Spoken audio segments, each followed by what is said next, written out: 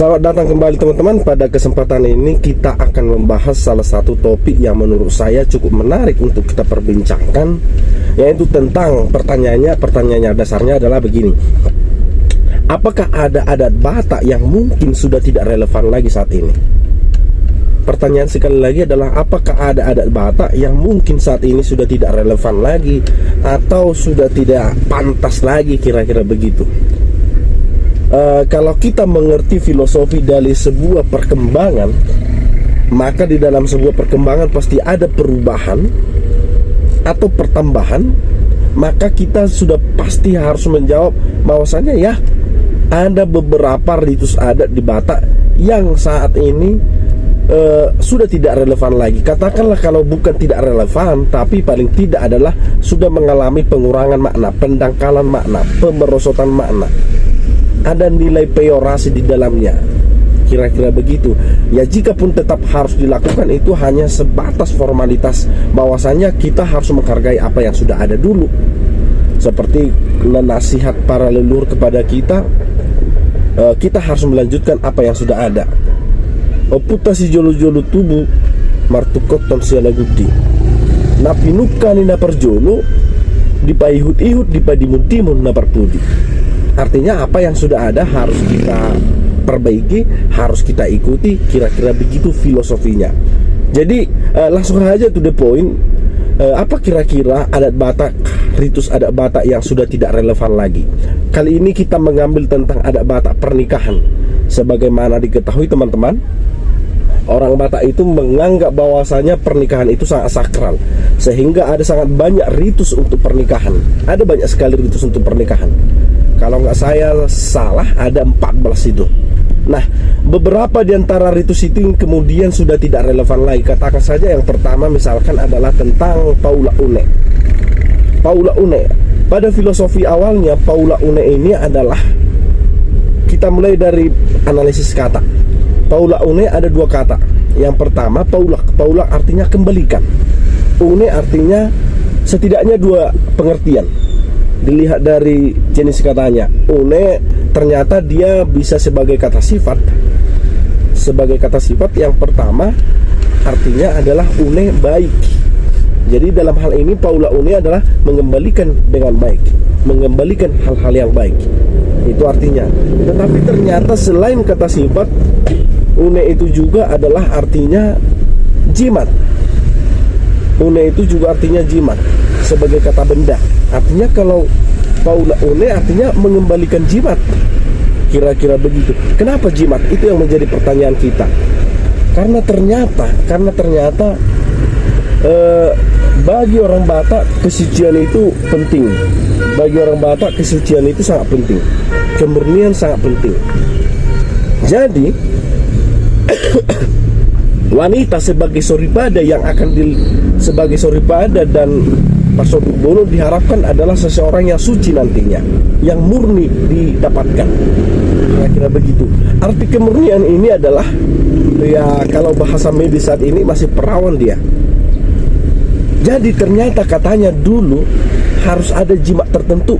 Katakanlah mungkin jimat itu bisa dalam wasiat, bisa dalam nasihat, bisa dalam penjagaan, katakanlah begitu turunannya. Jadi rasa ungkapan terima kasih karena menjaga gadis, menjaga soripada, menjaga yang kini menjadi Parsoduk Bolonya, disampaikanlah, dikembalikanlah une, dikembalikanlah jimat itu kepada Parboro, kira-kira begitu. Maka ada adat mengembalikan une. Jadi dalam hal ini mengembalikan une, Paula Une itu tidak langsung dalam satu hari. Karena kita mengerti bahwasanya ya harus dites dulu apakah dia murni atau suci. Tetapi dalam adat Batak saat ini ya sudah terjadi pengurangan dan pendangkalan makna.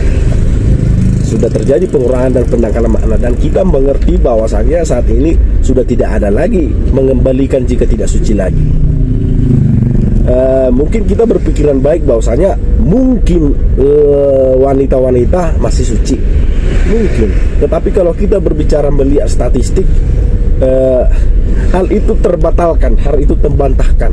Artinya Paula Une ini saat ini tidak lagi seperti makna yang dulu. Tidak seperti makna yang dulu, karena yang langsung disederhanakan, dilaksanakan di hari itu juga. Pihak Par anak datang ke pihak Parboru untuk mengucapkan terima kasih. Dalam hal ini harusnya dari rumah para anak pergi ke rumah Parboru. Kalau saat ini ya udah di Wisma saja. Terjadi pendangkalan, penggerusan makna, kira-kira begitu. Nah, yang kedua, kita mungkin bertanya kenapa itu terjadi pendangkalan. Ya, pertama ya kita semakin egaliter. Yang kedua, dalam tafsir agama mungkin jimat adalah sesuatu yang tidak baik, maka ya dikatakanlah itu sebagai sesuatu yang tidak pas lagi untuk saat ini. Yang kedua adalah tikir tangga. Ada dua kata tikir, satu lagi tangga. Tikir artinya melihat, mencari. Tangga artinya ya tangga. Jadi kalau tikir tangga adalah filosofinya dulunya itu kunjungan balasan ketika Parboru datang ke Parana untuk melihat borunya itu seperti apa, menikah kepada siapa. Jadi orang Batak dulu tinggal di rumah berpanggung. Begitu biasanya orang-orang tradisional tinggal di rumah berpanggung. Tetapi tangga itu ternyata tidak hanya sebatas naik ke rumah, tidak hanya sebatas media untuk naik ke rumah. Ada simbol yang harus dipertahankan. Jadi tidak sembarang membuat tangga rumah itu. Konon setiap orang dulu kalau ada rumahnya harus dilihat dulu tangganya sudah benar atau tidak. Jadi kalau ganjil dia keturunannya jelas. Mungkin raja, ya pokoknya setidaknya jelas keturunannya, jelas asal usulnya. Itu kalau pertangga ganjil. Kalau genap, maka itu keturunannya dikatakan hampir tidak jelas dari mana usul-usulnya. Atau katakanlah dia adalah seorang hatoban, dia adalah seorang tawanan, kira-kira begitu. Jadi Parboru dulu melihat kepada para anak, tangga rumahnya apa. Jika ternyata ganjil, baru kami aman-aman saja karena keluarganya berasal dari orang yang jelas. Kalau genap, sebaliknya. Nah, pertanyaannya sekarang, apakah masih relevan saat ini dilakukan? Tentu saja tidak, karena rumah saat ini sudah tidak ada lagi yang bertangga. Artinya ya sudah tidak relevan lagi.